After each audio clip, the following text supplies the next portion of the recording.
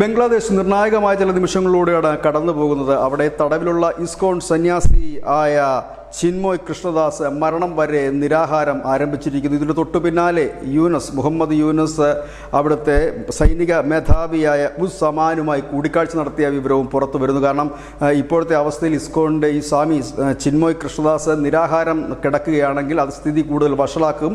ലോകരാജ്യങ്ങളുടെ ശ്രദ്ധ ബംഗ്ലാദേശിലേക്ക് തിരിയും. കഴിഞ്ഞ ദിവസമാണ് തുളസി ഗബാർഡ് ബംഗ്ലാദേശിന് ഒരു മുന്നറിയിപ്പ് നൽകിയത്, ന്യൂനപക്ഷ പീഡനം അവസാനിപ്പിക്കണമെന്ന്.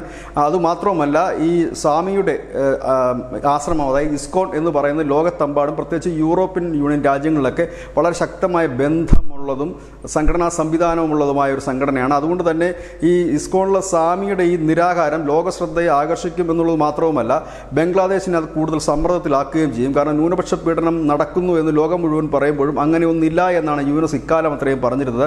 ഏതായാലും ഇതുവരെ ജാമ്യം കൊടുക്കാതെ സ്വാമിയെ ജയിലിൽ അടച്ചിരിക്കുകയായിരുന്നു. ഇതിനിടയിൽ പട്ടാള മേധാവി തന്നെ ഒരു മുന്നറിയിപ്പ് നൽകിയിരുന്നു, ക്രമസമാധാന നില തകർന്ന് തരിപ്പണമാകുകയാണ്, ഇങ്ങനെയെങ്കിൽ തങ്ങൾക്ക് കളത്തിൽ ഇറങ്ങേണ്ടി വരുമെന്ന്. ഇതെല്ലാം കൂടിക്കലർന്നുകൊണ്ടാണ് ഇപ്പോൾ ധൃതി പിടിച്ചിട്ടുള്ള ഒരു നീക്കം. ഏതായാലും ഇന്ത്യ ഉൾപ്പെടെയുള്ള രാജ്യങ്ങൾ അവിടെ നടക്കുന്ന ഓരോ സംഭവങ്ങളും സൂക്ഷ്മതയോടുകൂടി തന്നെ നിരീക്ഷിക്കുന്നു. News desk news India Malayalam.